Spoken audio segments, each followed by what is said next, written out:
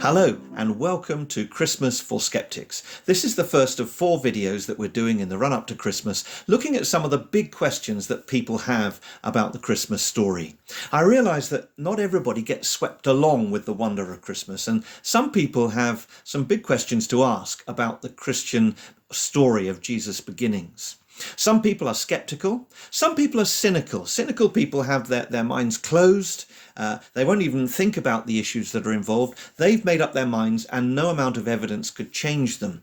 But skeptical people want to check out the evidence. And that's what we're going to do over 4 different sessions. And the first question we're going to come to is this. Did this story really happen? The story of the birth of Jesus that we have recorded in the Gospels of Matthew and Luke. Can we just pass this off as one big myth? Was it a story that people invented 3 or 4 centuries after the life of Jesus, and they kind of projected it back onto Jesus of Nazareth, events that never actually happened to him? That is how legends begin, isn't it? That once the memories have got a bit dim, then we can invent our own legends about people. Someone comes up with a particular slant to a book that they want to write, and so they write up a history that they don't really have much information about, and they twist it to their own ends. Or maybe it's all myth, like the Greek myths and the Roman myths, with gods and goddesses doing all sorts of outlandish things. But we know what a myth is like because when we read it, that's the kind of language that's used. That's the kind of style for that kind of story. We know when we're reading it that this is a myth and it's not real. And it might be convenient to treat the Christmas stories in that way, except that when we actually come to read them, they will not allow us to do that. The gospel writers are writing the origins of Jesus, the beginning of his life, as history. In fact, they're writing the whole of his life as they recorded in the 4 Gospels as history. Each of them writes with a different purpose. So Mark, who probably was the first one to complete his gospel, writes a very sort of whiz-bang gospel. We don't get a birth narrative. We're straight in with John the Baptist announcing that Jesus is coming, and we're getting miracle after miracle and saying after saying, and it hits us very fast. It's the shortest of the Gospels, and it's very fast and furious. John's Gospel begins with a prologue, and it is beautiful language. In the beginning was the Word, and the Word was with God, and the Word became flesh and made his dwelling among us. These are very rich words that John uses to explain the divine beginnings of Jesus.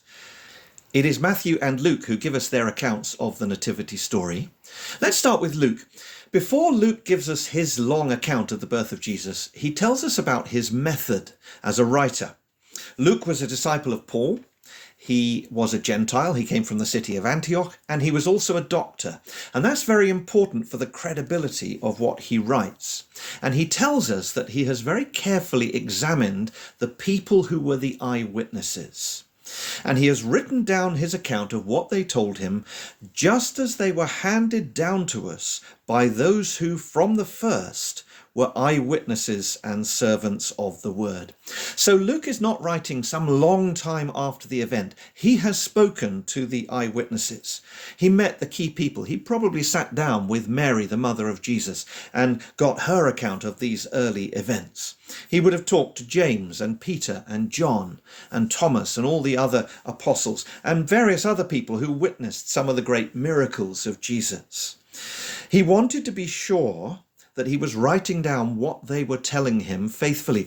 And they wanted to make sure that as they gave him their account, he got it right. So there's a lot of collaboration there. These eyewitnesses wanted their record to be very faithful and not to be twisted in any way. Luke says he carefully investigated everything from the beginning. In other words, he compared one account with another to see how they matched up. He wanted to be sure of his details.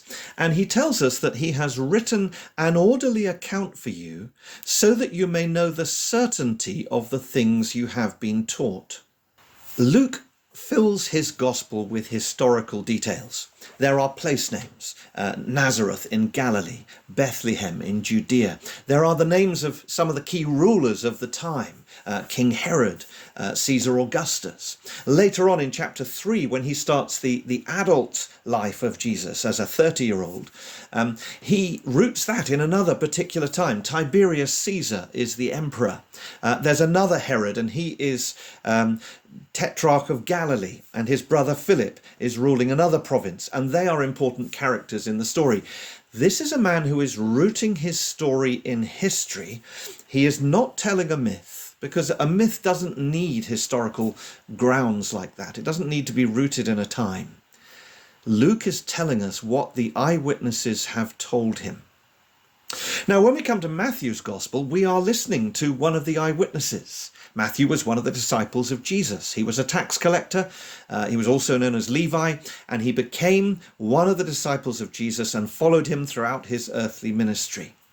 Matthew is not someone 3 or 4 centuries on writing the story back into that time. He saw these things, but his purpose is to go back further.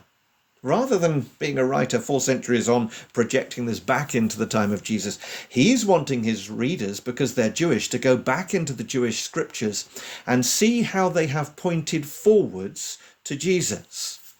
And Jesus fulfills the promises of the Old Testament. So Isaiah promised, "The virgin will conceive and give birth to a son, and they will call him Emmanuel." Emmanuel means God with us. Matthew also records the wise men traveling from the east, and they come to Jerusalem and they disturb King Herod. King Herod wonders who this child is who's been born to be king, and he asks the scribes, and they open the book of the prophet Micah, and Micah says, "But you, Bethlehem, in the land of Judah, out of you will come a ruler who will shepherd my people Israel." You see, Micah had prophesied the coming of Jesus. Nobody should be surprised, because Jesus is fulfilling the Old Testament. When Jesus is taken to Egypt as a refugee, he goes down with his parents down the road through Gaza to Egypt, and the prophet Hosea prophesied that Israel's Messiah would come out of Egypt. And that was therefore predicted, and Matthew shows how that is the case. After Jesus has gone from Bethlehem as a baby and escaped to Egypt, King Herod orders the murder of all the babies born in Bethlehem and the surrounding villages, and that too was prophesied by the book of the prophet Jeremiah. In other words, the 4 Gospels are presenting to us an account of the origins and the life and the death and resurrection of Jesus that is not written as a myth. It is written as history, and we have to deal with it on those terms. They wrote down what the eyewitnesses had seen. They wrote down what the Hebrew scriptures had predicted. We cannot write that off as myth and legend. We have to take it seriously. And if you've never read the Gospel of Luke and you live here in Didcot, we would love to give you a free copy of Luke's Gospel this Christmas. Just drop an email to the email on the screen, and we will deliver free of charge a copy of Luke's Gospel to your home, so you can read the Christmas story for yourself this year. Do join us again next week, when we'll be looking at another great question. Was Joseph really the father of Jesus? Thanks for joining me today, and I'll look forward to seeing you then.